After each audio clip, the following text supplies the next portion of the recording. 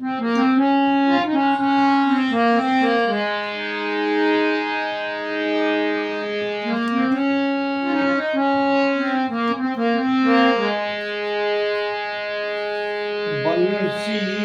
विभूषित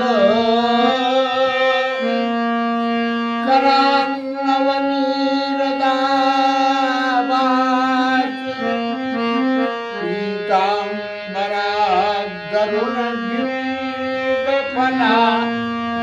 पीताम्बरादरुणद्युम्बफलाधरोत्थाय पूर्णेन्दु सुंदर मुखादरुविंद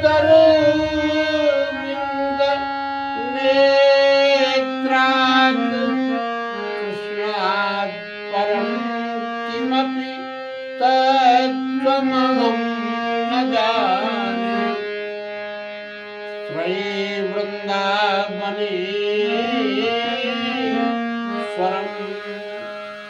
श्रीराधा बिहारिणौ श्याम सुंदर।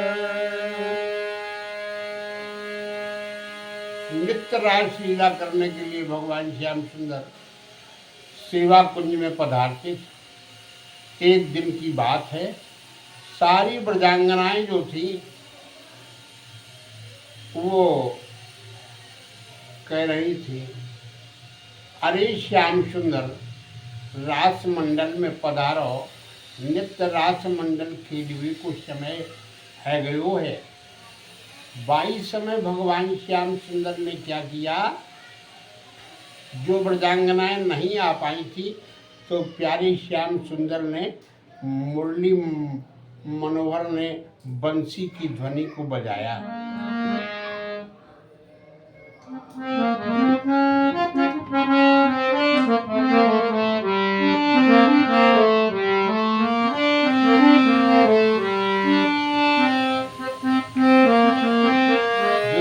श्याम सुंदर ने प्यारी बंसी की ध्वनि को बांसुरी से निकाला है तो जो गोपियां जैसी थी, जिस हाल में थी, अपने गृह कार्य को छोड़ करके आपस में चर्चा करने लगी।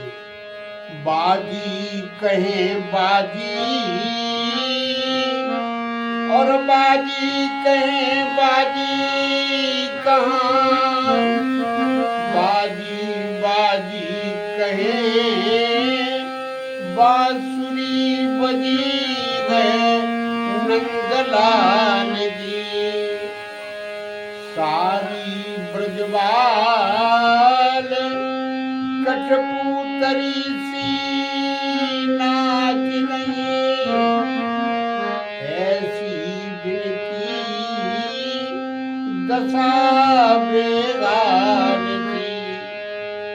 बाजी दाई बागन में, बाजी दाई आंगन में, और बाजी फिरे कुंजन में, चैन नाही मन में। बाजी ने विशारो धीर, बाजी ने हफाड़ो चीर, और बाजी के उठी गए पीर, चैन नाही मन में। बाजी कहे बाजी कहाँ, बाजी कहे बाजी है वृंदावन सुगर जी। ऐसी विचित्र दशा गोपियों की थी जिस समय श्याम सुंदर की बंशी को सुना। इधर उधर चारों तरफ घूम रही थी कि कोई अपने बालकों को दुग्धपान करा रही थी। बालकों को उठा करके गोदी से और पृथ्वी पर बैठाल दिया। बाजी बाजी गोपी जो थी अपने पति की शुश्रूषा कर रही थी, पति की सेवा को बंद कर दिया। बाजी थी जो अपने नेत्रों में काजल लगा रही थी, काजल लगाना भूल गई और बाजी वस्त्रों को पहन रही थी, तो ऊपर के वस्त्र नीचे की ओर और नीचे के वस्त्र ऊपर की ओर पहनने लगी। बड़ी बेशुद्ध हो गई, देह गे सब कुछ भूल गई। प्यारे श्याम सुंदर की जिसमें बंसी बजी तो उस बांसुरी की प्यारी ध्वनि को सुन करके कहने लगी, देखो कन्हैया ने आज बंसी बजाई है, कितनी सुंदर बंसी है। बंसी की ध्वनि को सुन करके चारों तरफ दौड़ी दौड़ी घूम रही थी और उस प्यारी ध्वनि को सुन करके सेवा कुंज में पहुंची। वहां पर भगवान श्याम सुंदर सभी ब्रजांगनाओं के साथ में मिलकर के रास क्रीड़ा कर रहे थे। सब एक दूसरे के गले में गलवैयां डाले हुए थे। यही नहीं प्रतीत होता था किसी को कि हमारे साथ में कृष्ण नहीं है। एक एक गोपी के बीच में कृष्ण भगवान थे, दो दो गोपियों के मध्य में। तो ये नहीं प्रतीत हो रहा था कि भगवान कहीं अलग हो।